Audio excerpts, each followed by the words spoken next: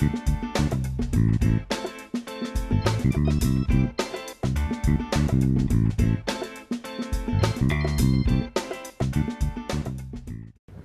here with Stephen G. Kelman, who wrote 2 articles on First Leaside for us. Stephen, thanks so much for being here. Thanks for having me here today.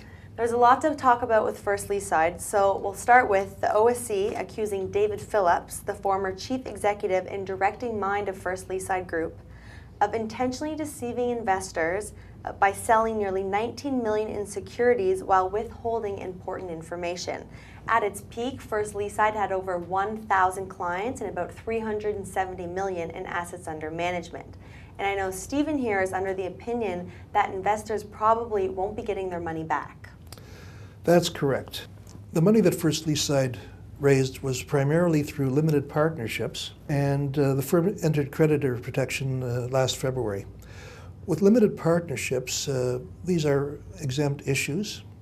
The issuers do not have to provide the information that you would get if you were buying something offered under a prospectus. The reason for this is that at one point, exempt issues were only sold to institutions, such as pension funds, where the assumption was that the pension funds had the staff to evaluate, to ask the questions. They didn't need all that information. They could get it on their own. The problem is that many of the issues today are sold primarily to individual investors who do not have the ability to do this sort of work.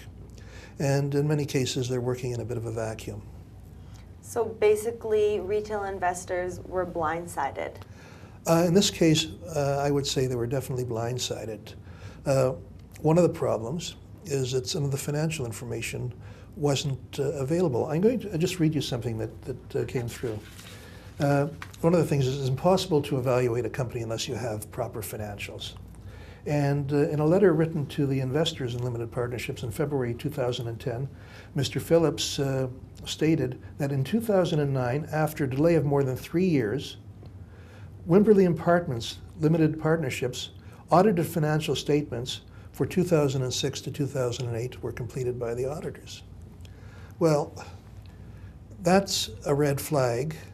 If you can't produce financial statements for a 3-year period, it means that you, the company, and the auditors are disagreeing over a major point. So that was one of the things that happened. And I attended a meeting of First Leaside investors in early May, and the investors were well aware that distributions had ceased before year end, and that First Leaside was being wound down. First Leaside had commissioned a report by an accounting firm the previous August, or it was earlier than that. They got the information the previous August.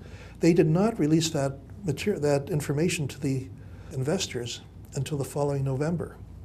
The key point in that report is the auditors or the accountants thought that that company could not survive unless it continued to raise money from new investors to pay down the debt that was already outstanding. It wasn't viable. That information was withheld, and during the intervening months, that's when the company raised the additional $19 million. So when you were at this meeting, May 1st, I believe it was in Bolton, the First Leaside meeting, what were investors saying about this, like the fact that the financials were withheld? Well, most of them were saying that they had no idea of the risk. They had no idea that the money they were putting into specific investments could actually be loaned to other investments, and that's disclosed in the documents, but very few of these people read the documents, and when you look at them, a lot of it is in a legal language that many people would not really understand. Okay, and on June 25th, the OSC has a hearing with 2 executives from First Leaside. What do you think the OSC can do to prevent this from happening in the future? My personal view is that anything that is aimed at retail investors should have the same disclosure and requirements that we expect for mutual funds and listed stocks.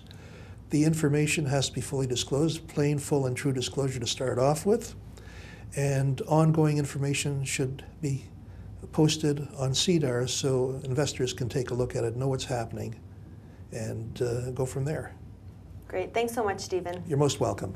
Stephen always is giving us great articles, which can be found on morningstar.ca in the Investor Insight section.